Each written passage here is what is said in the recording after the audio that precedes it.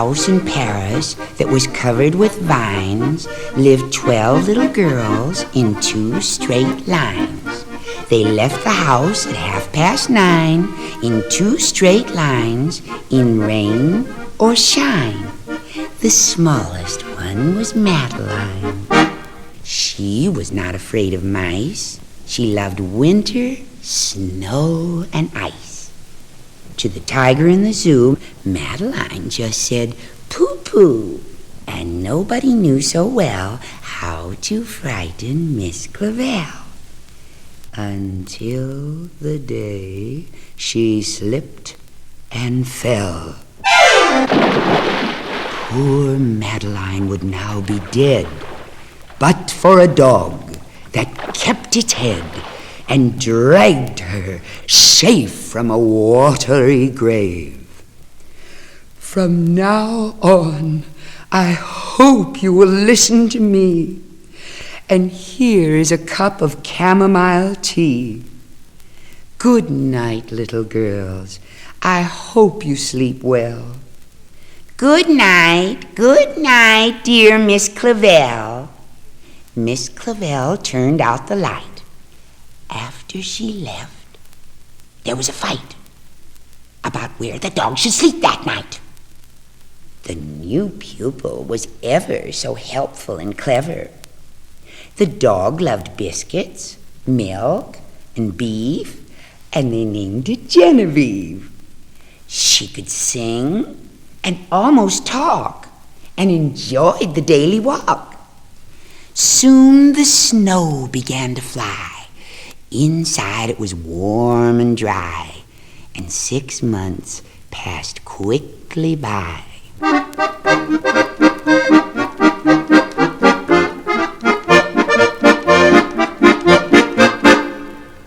When the 1st of May came near, there was nervousness each year, for on that day there arrived a collection of trustees for the annual inspection. The inspection was most thorough, much to everybody's sorrow. Tip, tip, whatever can that be? Tip, tip, come out and let me see. Damn me, it's a dog. Isn't there a rule that dogs aren't allowed in school? Miss Clavel, get rid of it, please, said the president of the Board of Trustees. Yes, but the children love her so, said Miss Clavel. Please don't make her go. I dare say, said Lord Cuckoo-Face. I mean, it's a perfect disgrace for young ladies to embrace this creature of uncertain race. Off with you. Go on, run, scat. Go and don't come back. Madeline jumped on a chair. Lord Cuckoo-Face, she said, beware. Miss Genevieve, noblest dog in France, you shall have your vengeance. It's no use crying or talking. Let's get dressed and go out walking. The sooner we're ready, the sooner we'll leave. The sooner we'll find Miss Genevieve. They went looking high and low, and every place a dog might go. In every place they called her name, but no one answered to the same. The gendarme said, "We don't believe we've seen a dog like Genevieve." Hours after they had started, they came back home broken-hearted. Oh, Genevieve, where can you be? Genevieve, please come back to me. In the middle of the night, Miss Clavel turned on the light and said, "Something is not right." An old street lamp shed its light on Miss Genevieve outside. She was petted, she was fed, and everybody went to bed. Good night, little girls. I hope you sleep well. Good night, dear Miss Clavell. Miss Clavell turned out the light, and again there was a fight, as each little girl cried, "Genevieve is mine tonight." For a second time that night, Miss Clavell turned on her light, and afraid of a disaster, she ran fast and even faster. If there's one more fight about Genevieve, I'm sorry, but she'll have to leave. That was the end of the riot. Suddenly, all was quiet. For the third time that night, Miss Clavell turned on the light, and to her surprise, she found that suddenly there was enough hound to go all around.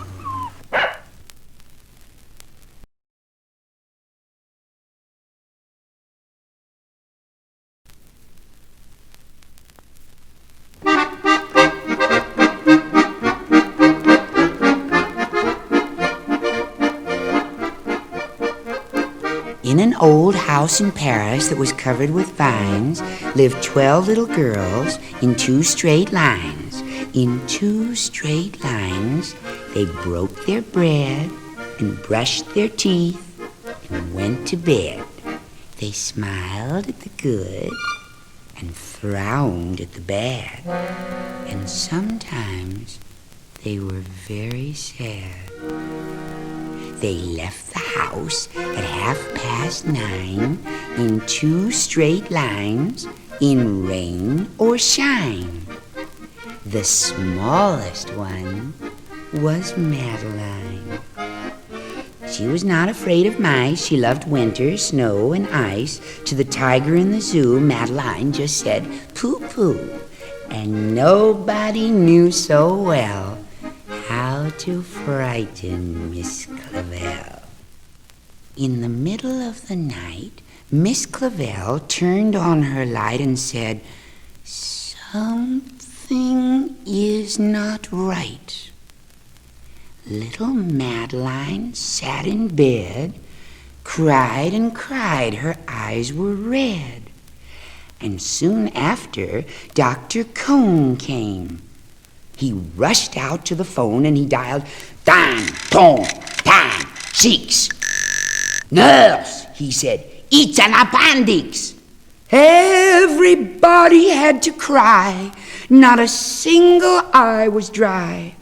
Madeline was in his arm in a blanket, safe and warm.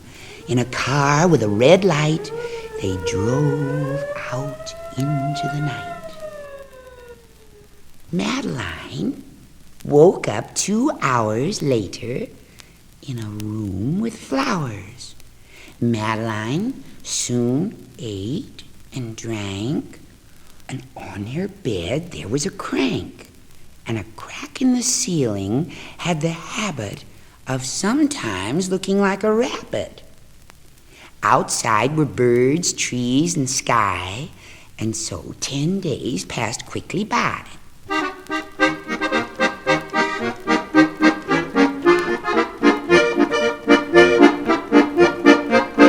One nice morning, Miss Clavell said, "Isn't this a fine day to visit Madeline?" "Visitors from 224, read a sign outside her door. Tiptoeing with solemn face, with some flowers in a vase, in they walked and then said, "Ah," when they saw the toys and candy and the dollhouse from Papa. But the biggest surprise by far, on her stomach was a scar. "Goodbye," they said. "We'll come again." and the little girls left in the rain. They went home and broke their bread, brushed their teeth, and went to bed. In the middle of one night, Miss Clavell turned on the light and said, "Something is not right." And afraid of a disaster, Miss Clavell ran fast and faster, and she said, "Please, children, do tell me what is troubling you." And all the little girls cried, "Boo! We want to have our appendix out too." Good night, little girls. Thank the Lord you are well. And now go to sleep, said Miss Clavell. And she turned out the light and closed the door, and that's all there is. There isn't any more.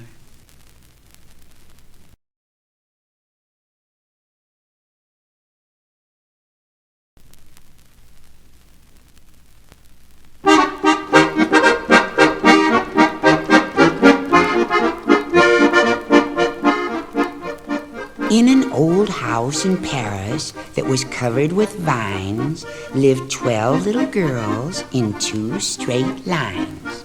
They left the house at 9:30 in 2 straight lines in rain or shine. The smallest one was Madeline. One day, the Spanish ambassador moved into the house next door. Look, my darlings, what bliss, what joy. His Excellency has a boy. Madeline said, "It is evident that this little boy is a bad hat." In the spring, when birdies sing, something suddenly went zing, causing pain and shocked surprise during morning exercise.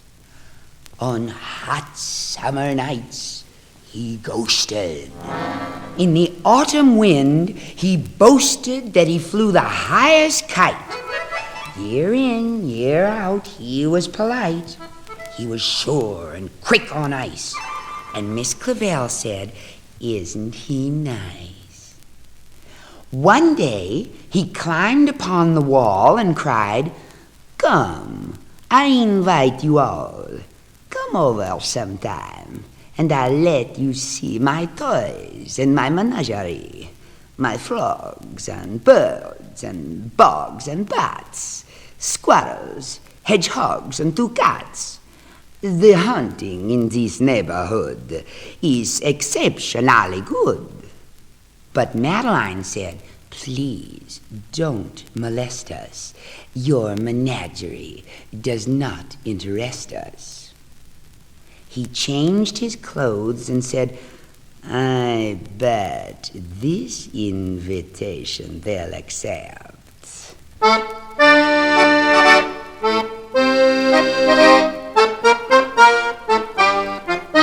Madeline answered, "A torero is not at all our idea of a hero." The poor lad left.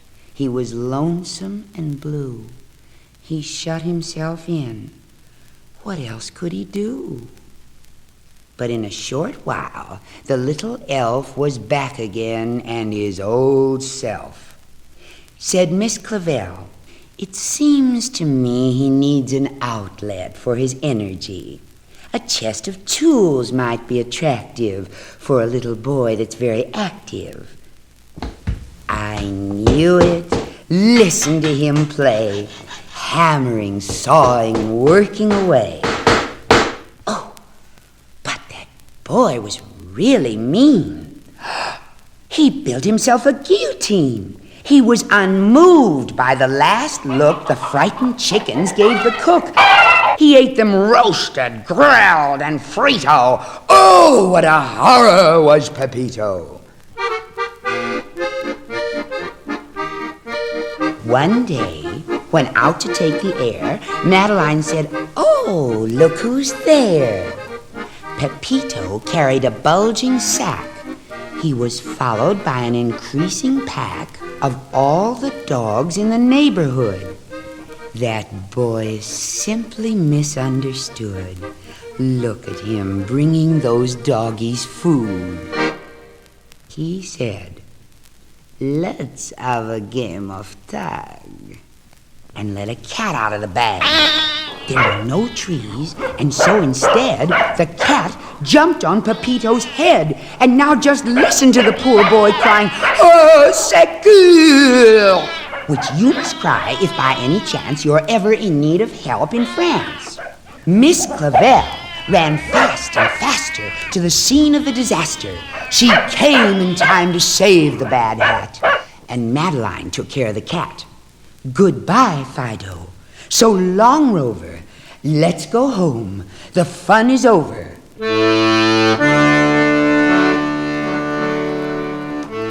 There was sorrowing and pain in the embassy of Spain. The ambassadress wept tears of joy as she thanked Miss Clavel for saving her boy. "Nothing," said the ambassador, "would cheer up poor Pepito more than a visit from next door. Only one visitor at a time. Will you go in first, Miss Madeline?"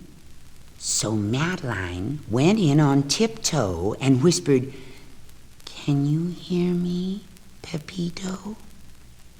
It serves you right, you horrid brat, for what you did to that poor cat." "I'll never hurt another cat," Pepito said. "I swear to that.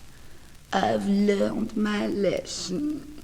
Please believe I'm turning over a new leaf." "That's fine," she said. "I hope you do. We all will keep our eyes on you." And lo and behold, the former barbarian turned into a vegetarian, and the starling and turtle, the bunny and bat, went back to their native habitat. His love of animals was such, even Miss Clavel said, "Oh, it's too much." The little girls all cried boo-hoo, but Madeline said, "I know what to do." And Madeline told Pepito that he was no longer a bad hat. She said, "You are our pride and joy. You are the world's most wonderful boy." They went home and broke their bread and brushed their teeth and went to bed. And as Miss Clavel turned out the light, she said, "I knew it would all come out right."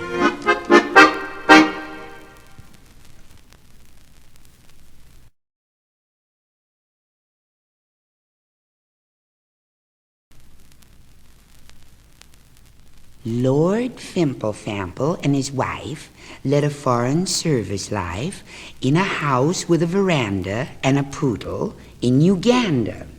Fifi the poodle mostly sat in a bed of eiderdown and satin. Twice a day she chased the cat up and down a cocoa mat, and after she looked everywhere to see if the ribbon in her hair was still there. Fifi also had a beau whom everyone was proud to know. One day, Lady Fample took a look in her engagement book. Through her reading glasses, she observed how fast time passes. Here it is, the month of May, and time to visit Dr. Gay. Lady Fample put on her hat and said, "To the airport, pet."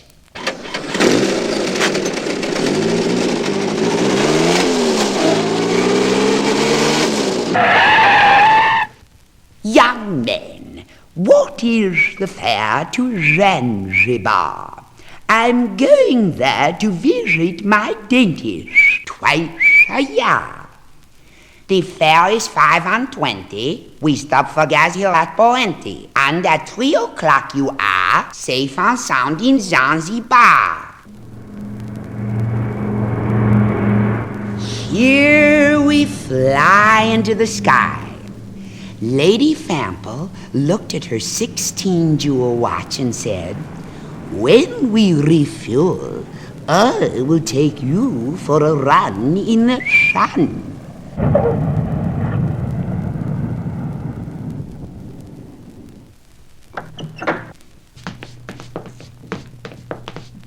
Fifi saw a cat. What do you think of that? But just in the nick of time, someone said, "This dog is mine," and took her home to his wife to cook her. "Perhaps with cabbage," said Mrs. Savage. "His skin would make a lovely hat. I am so sick of wearing cat." And the native made bum-bum on his ceremonial drum. And he searched among his wife's pots and pans and kitchen knives, while Fifi looked at the river and started to shiver, because it was filled for miles and miles with alligators and crocodiles. Poor Fifi started to cry, and then said, "Why should I die? So young and all alone and far away from home. If I ever get out of here, I promise that I never, never, never will chase another cat." An old secretary bird said, "This is the most absurd thing I have ever heard. Ashes to ashes and dust to dust. If the lions don't get you, the pythons must. Goodbye, old dear. I fear the end is very near." But just in the nick of time, someone said, "This dog is mine, and here is a handsome ransom. Here are some rings for your noses, which I always carry for such purposes."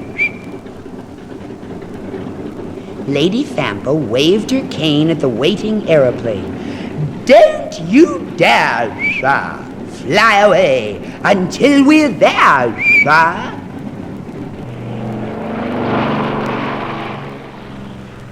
Here we are. There is your chair, a new ribbon for your hair. Dear, oh dear, we almost missed the appointment with the dentist.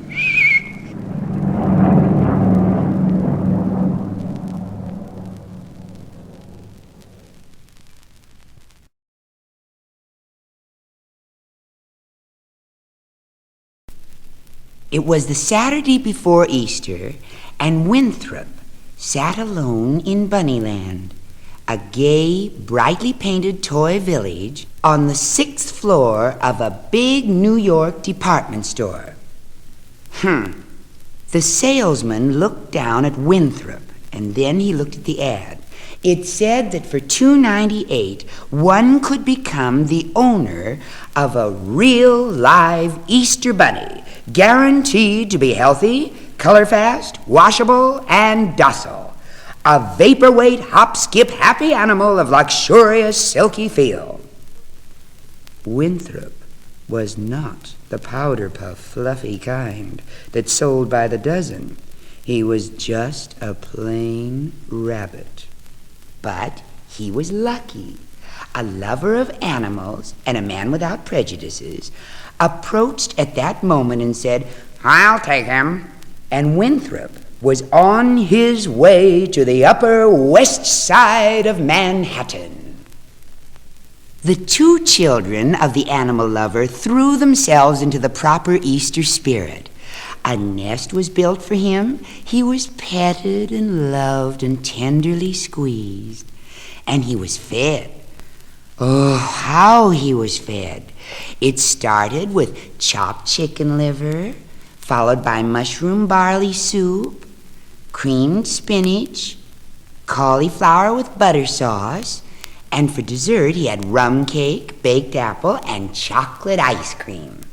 His stomach was distended, and he dreamed heavily. But the next day he got lots of exercise. He was bathed, he got a small collar and leash, and was led along the sidewalk. Several times he started to hop, skip, and then suddenly performed a somersault, forgetting that he was tied, and that always brought a lot of laughs. It was on the third day of this new life that Winthrop began to doubt his good fortune. In an argument over his very body and soul, all tenderness was forgotten.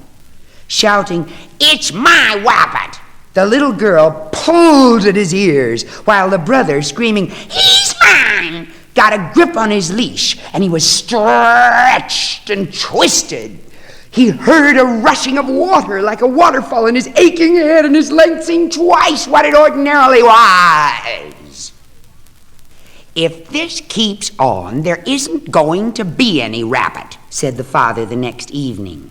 He took the limp object of their affection and carried it out in the hall, and with some impatience he put, or rather dropped, Winthrop in a closet. The children were in the hall, pounding the closet door and setting up a howl. "I want my wabbit," they both cried now. Inside it was dark. Winthrop groped over overshoes and bumped into an electric heater. The pounding continued, and it was then that he heard the words, "There isn't going to be any rabbit." Winthrop felt cold and shuddered. After a nervous, nightmarish fit of sleep, Winthrop awoke.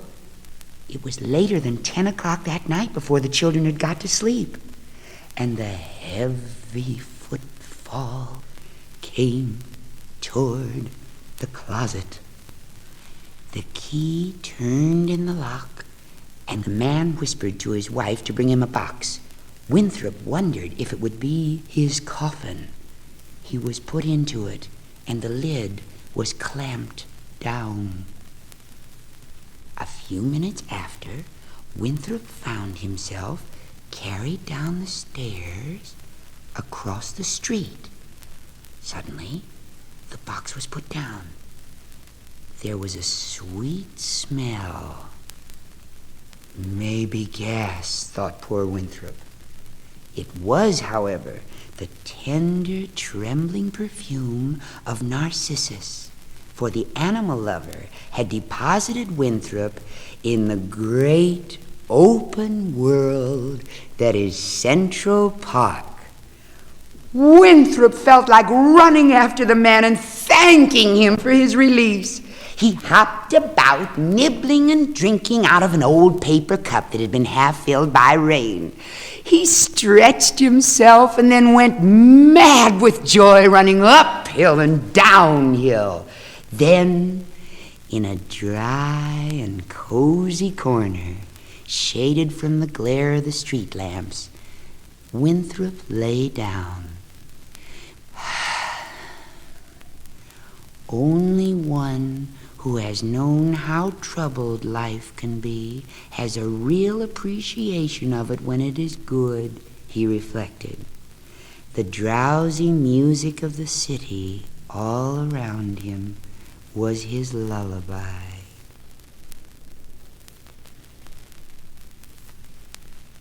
Mr. Horatio Jefferson Tompkins was in the habit of giving his dog an airing before starting the day's work.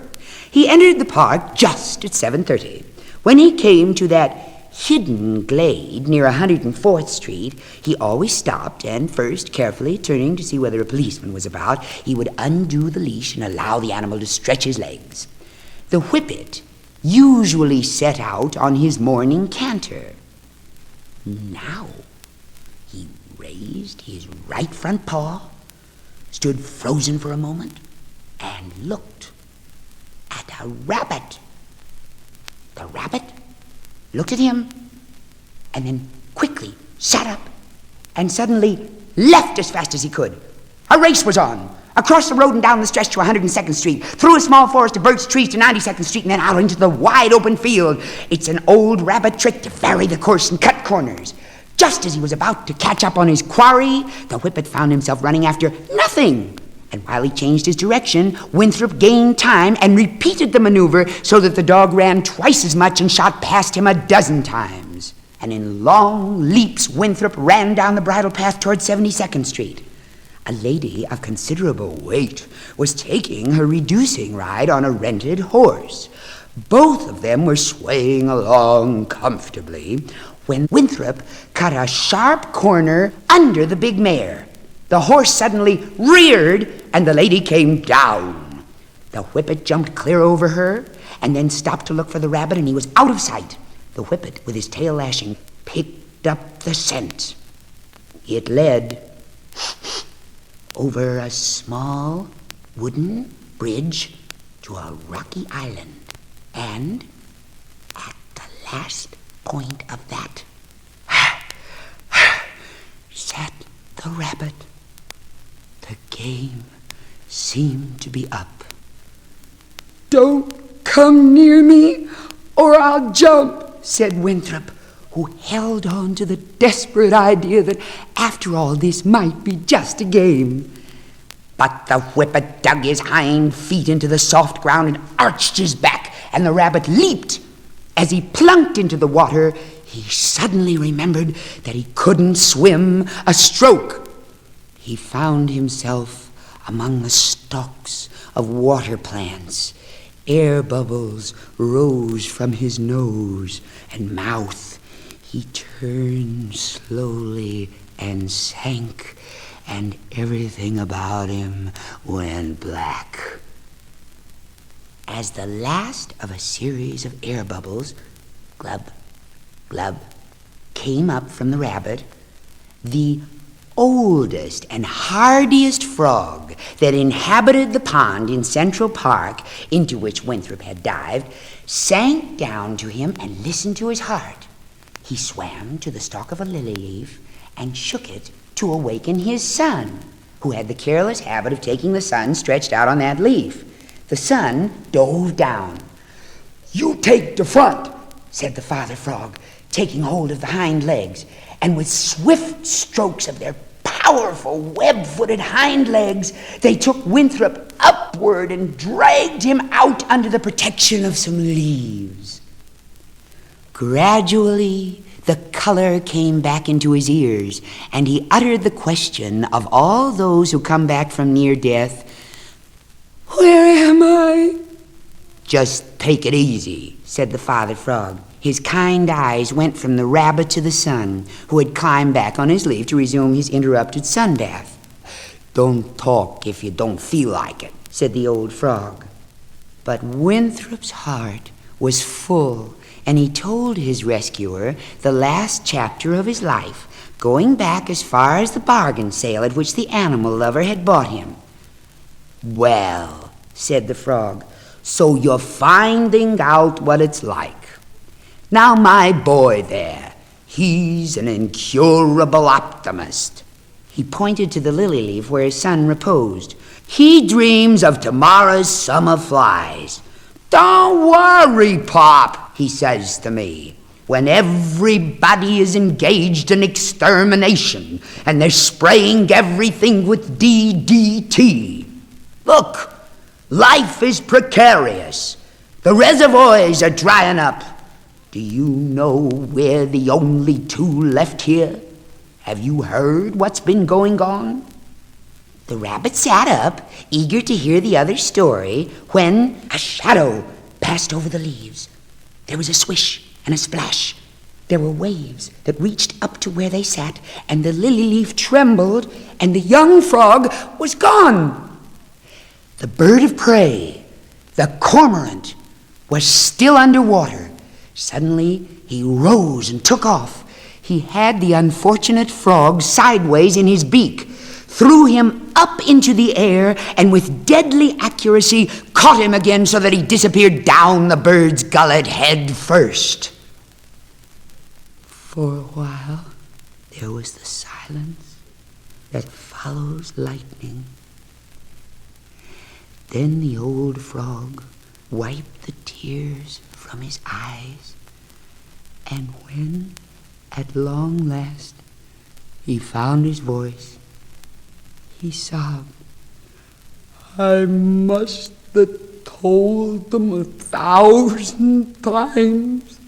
If I told them once to stay off that leaf, now I'm all alone." "I'll stay here with you." "That's very nice. But this is no place for you. Nothing to eat here. You better move on." "Well, anyway, I'll stay tonight," said Winthrop, who had no appetite for food or further adventure. As it got dark, the old frog began to talk. "You know, at one time, this was a happy place. Parties, picnics, swimming and diving, concerts, community singing, and then comes this bird. In 1 week, everybody loses a relative, and then they all disappear. Isn't there anybody who can help?" "No," said the frog, "not us. Us frogs are too little. There's a place where you'd be safe, though." "Where's that?" "The zoo," said the frog. "The finest food, specially prepared." "How do I get there?" asked the rabbit. "The way is dangerous," said his friend. "The place is full of dogs, and you don't want to run into any more of those." "Let me think. Now, there's a man, must weigh about 200 pounds, and he has a wife who's as big as he, and they go to the west side to do their shopping because prices there are lower. And he's an animal lover, too. On the way home, they always walk through the zoo. They have a small shopping cart that he drags in back of him, and that's the way to get to the zoo safely."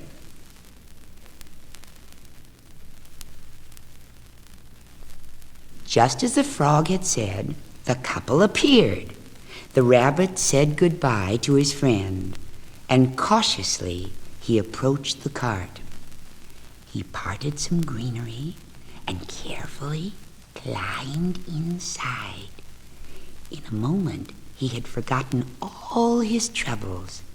In front of him stood a fat stalk of celery and a bunch of tender leeks. His nose trembled with excitement. He carefully sank his teeth into the celery. His ears were up. "Look, Mama," said the man, "the lilac bushes brown." "Yeah, everywhere you step is spring," said Mama. "You have the rabbit?" asked Papa. "I got one in the icebox." "A big one?" "Yeah. Also, if Otto and Hubert come for dinner, it's not enough. You know the appetite they got." "Why don't you make it a stew?" "Yeah, with a bunch of leeks. I dry out a new pressure cooker." "I have no confidence in this newfangled stuff. Make an old-fashioned Hasenpfeffer, mit noodles." The two wobbled along with their prisoner in tow, discussing recipes for Hasenpfeffer. Poor Winthrop, he felt as if he were already in a pot with the vegetables. At one time, the argument became particularly heated, and needing both hands to explain his point, the man left the cart leaning up against a low cement wall which held the iron bars of a cage. It smelled of hay, and it was getting dark. Winthrop parted the leaves of the celery and skipped out. Once again he had escaped, but only for a second, for from the gray shadows an unwieldy figure slowly emerged, a creature such as he had never imagined existed. It had small eyes in an immense head, and it stretched a long arm toward Winthrop. At the end of this arm, however, was no hand.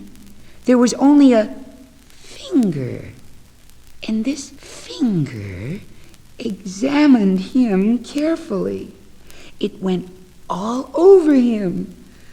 As the creature came closer, he saw that its immense stomach was pink with black spots. "Don't be scared," said the elephant. He reached up to where the windows of a 2-story house should be, and from a crack he brought some peanuts and a small piece of chocolate. He gave them to the rabbit and sat down in a corner, his hide scraping against the rough cement wall. He was, he said, depressed and lonesome. "In 75 years of lonesomeness, one would think," he said, "that one could get used to it, but one doesn't." From far away, some music floated into the cage. It was a band playing in Central Park Mall, and they played None But the Lonely Heart. That doesn't help any either. A radio at least you can turn off, but not the band. It's good music, though. Most I like waltzes.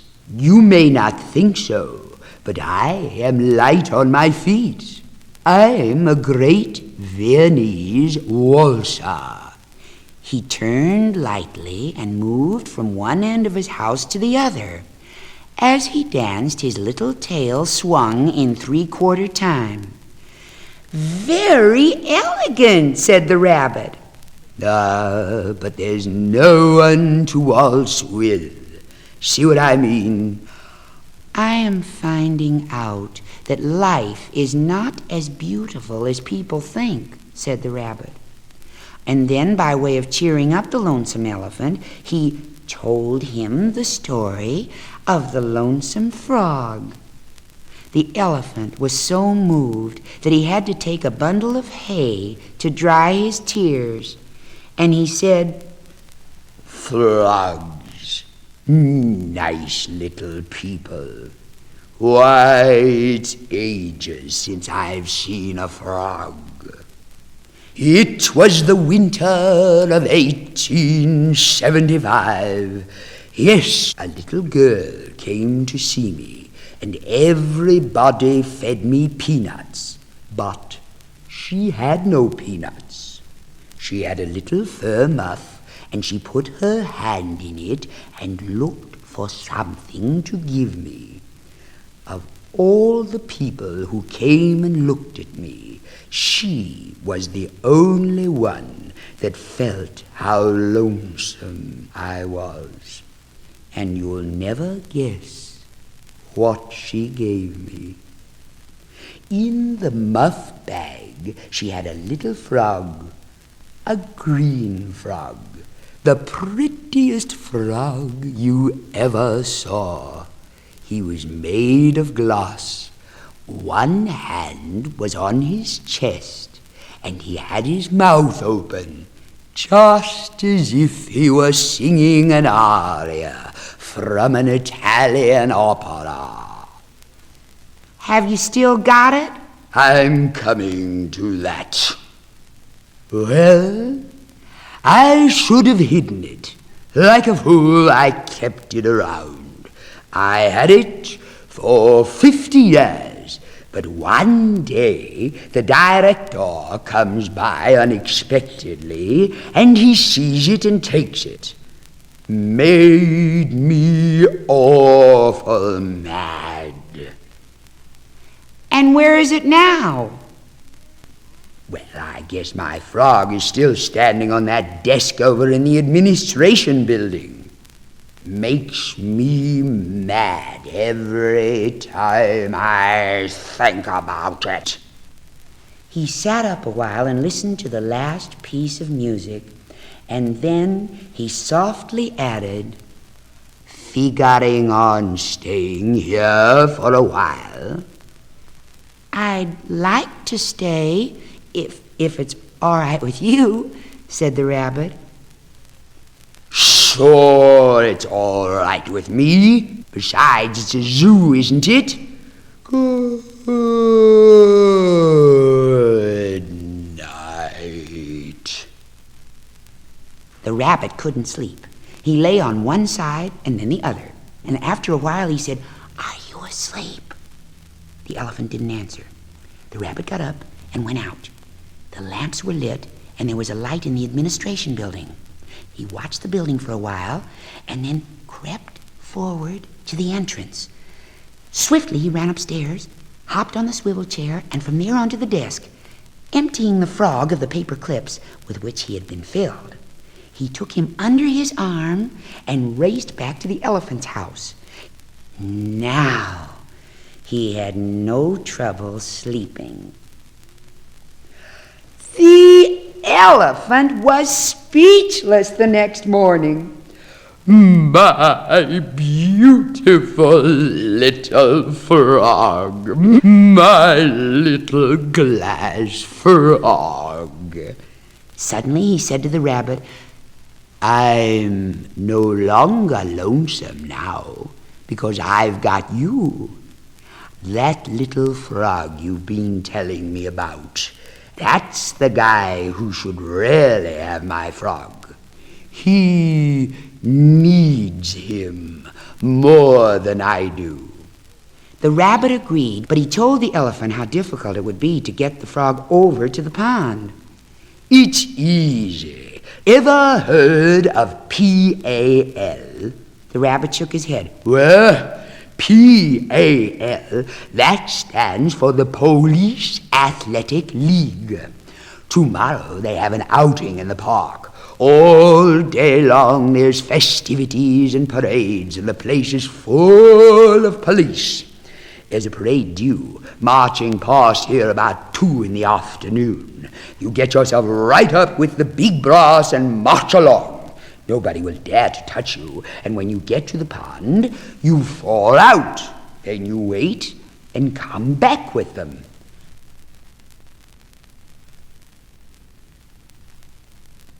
The rabbit was up early the next day. The elephant found a piece of bunting hanging in the branches of a tree, and when Winthrop was properly dressed, his friend took the glass frog down and handed it to him. Boom, boom, boom was heard in the distance. "Tell him it's from a pal with very best wishes." The boom, boom, boom swelled, and on came the band of the PAL. The rabbit hopped through the bars, and left, eyes straight ahead, he marched in front of 8 police captains, and right behind the commissioner. And so they came to the pond. The rabbit cut one of his sudden corners and went down to the leaves, where he waited and waited. At last the sun began setting, and the frog appeared under the leaves. "I didn't dare come out sooner," he said. "That bird, you know, he's been here every day looking for me." "I brought you something," said the rabbit, taking the frog out of the bright sash he was wearing. "Oh, my darling boy." For a moment I thought it was him. "It's made of glass," said the rabbit. "Well, that's very nice of you to go to all that trouble." "Well, he doesn't look so good close by. He's much better from a distance." "Let's try it." He took the glass one, swam out to the lily leaf, and placed it thereon. "You are right," he said. "One could swear it was alive and breathing." A moment later, they looked up, for a shadow had passed over the leaves above them. There was a swish and a splash. Waves reached up to where they sat. The lily leaf trembled, and the glass frog was gone. The cormorant tossed the frog into the air, and as he caught it, it broke into 1,000 small splinters. The bird swallowed, and then he issued a shrill sound. He coughed and staggered on land, and suddenly fell. A few jerks of his wings, a few kicks of his legs, and he was dead. The full moon rose over the east side. It rode up over Central Park on silvery clouds, and, as if an orchestra were tuning all its brasses in the reeds, the music of the frogs began to be heard. They suddenly appeared from all sides. Friends greeted friends, and there were family reunions everywhere, and also the old community singing. A quartet of the deepest basses serenaded the rabbit from the lily leaf. The only thing worthwhile in this world is to make other people happy, said the rabbit to his friend. "Anything that I can do for you?" asked the frog. "Yes," said the rabbit. "Help me to find somebody to dance with an elephant."